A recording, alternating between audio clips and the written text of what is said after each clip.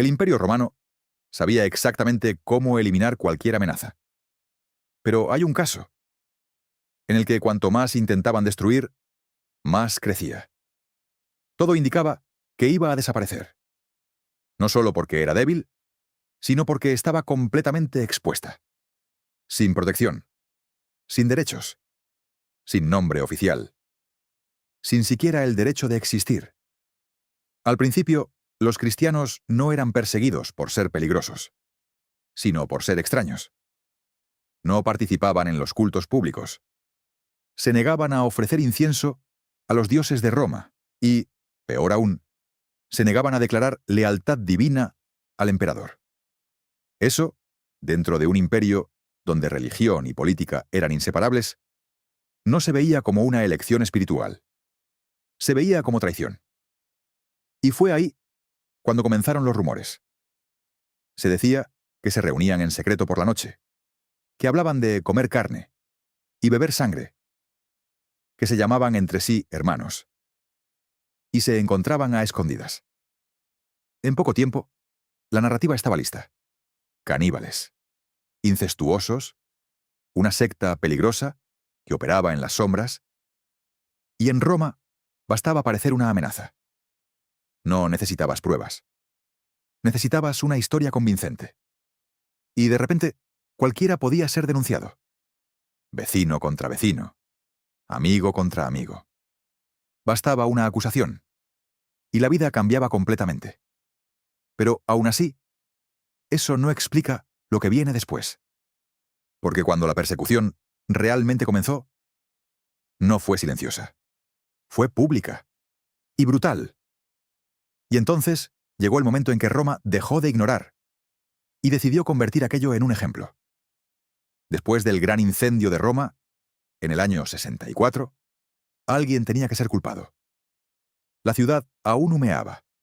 Barrios enteros habían desaparecido y la presión popular aumentaba. Nerón necesitaba un enemigo visible, alguien que pudiera cargar con la culpa. Y eligió a los cristianos. No solo para castigarlos, sino para exhibirlos.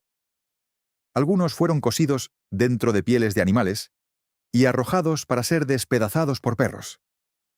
Otros fueron clavados en cruces a lo largo de los caminos, dejados allí no solo para morir, sino para ser vistos. Y algunos eran cubiertos con sustancias inflamables y encendidos al anochecer, transformados en antorchas humanas que iluminaban los jardines imperiales mientras las fiestas ocurrían alrededor. Pero lo más perturbador no era la violencia, era su reacción. Porque no era solo ejecución, era escenificación. Era humillación convertida en espectáculo. Y el público observaba. Pero entonces algo comenzó a romper la lógica del miedo. Porque, en lugar de suplicar, muchos de los que estaban allí, ardiendo, siendo desgarrados, esperando la muerte, no negaban aquello en lo que creían. No intentaban escapar con mentiras fáciles. Algunos, según relatos de la época, incluso cantaban. Y eso no debería ocurrir. El sistema dependía del miedo para funcionar. Pero allí, el miedo no estaba venciendo. Y fue exactamente ahí, en medio del horror, donde algo empezó a fallar. Y peor aún, quienes observaban comenzaban a darse cuenta. No de forma inmediata, pero suficiente para sembrar algo. Una duda. Porque si aquello era tan absurdo, ¿por qué estas personas morían por ello sin resistir?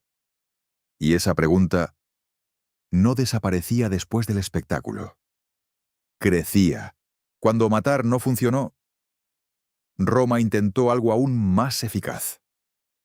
Con el tiempo, la persecución dejó de ser solo una reacción puntual y pasó a ser una política estructurada. Ya no se trataba solo de castigar individuos, sino de eliminar una presencia que seguía reapareciendo. Esta vez, no se trataba de sangre. Se trataba de borrar la memoria. En el siglo III, bajo Diocleciano, el intento se volvió más sistemático que nunca. No bastaba con matar. Era necesario desmantelar por completo la existencia cristiana. Las iglesias fueron destruidas, los textos sagrados confiscados y quemados públicamente, líderes arrestados, torturados, ejecutados. Pero había algo aún más estratégico. Los cristianos eran obligados a hacer sacrificios a los dioses romanos. Un gesto simple, aparentemente pequeño. Quemar un poco de incienso. Pronunciar palabras de lealtad. Y a cambio, libertad. No era solo sobre fe. Era sobre romper la identidad. Porque si alguien cedía, incluso por miedo, eso creaba un efecto en cadena. Dividía comunidades. Generaba desconfianza. Rompía la cohesión interna. Y aquí está la parte que casi nadie cuenta. Muchos cedieron.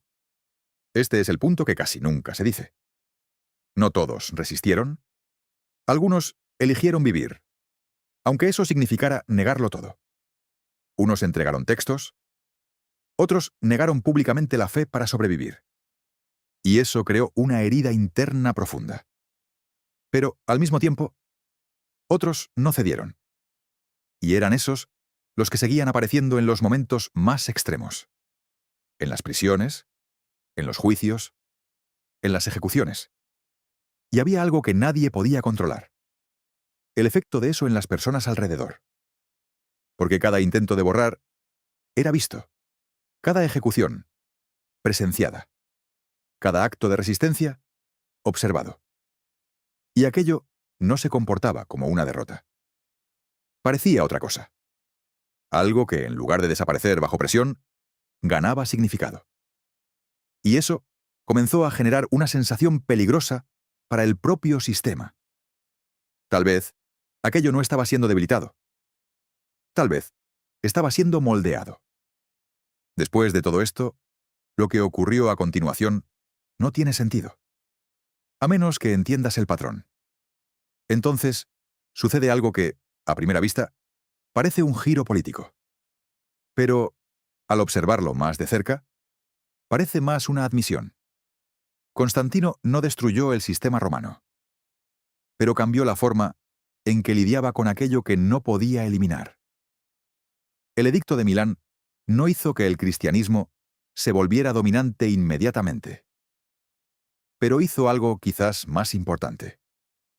Sacó a los cristianos de la ilegalidad. Por primera vez, podían existir sin esconderse. Reunirse sin miedo a ser denunciados. Construir espacios públicos. Recuperar propiedades confiscadas. Y eso lo cambia todo. Porque aquello que antes crecía en la sombra, ahora podía crecer a la luz. Pero aquí está el punto más incómodo de toda esta historia. El crecimiento no comenzó con el edicto. Ya estaba ocurriendo antes. Bajo presión. Bajo amenaza. Bajo persecución constante. El edicto no creó la fuerza. Solo reveló algo que ya existía. Porque al final, quizá la pregunta nunca fue ¿por qué sobrevivieron? Sino ¿por qué nunca pudieron ser destruidos?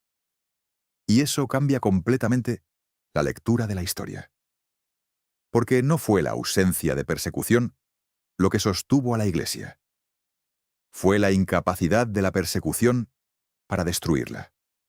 Y quizá eso es lo que hace todo más inquietante. Porque a lo largo de los siglos, las formas cambiaron. Ya no son arenas. Ya no son antorchas humanas. Pero la presión nunca desapareció por completo. Y aún así, tampoco logró borrar. Lo que deja una pregunta que no es cómoda, pero imposible de ignorar. Roma intentó borrar a la Iglesia con fuego, con miedo, con silencio, y fracasó. Entonces la pregunta ya no es ¿cómo sobrevivió? La pregunta es ¿por qué nunca pudo ser destruida?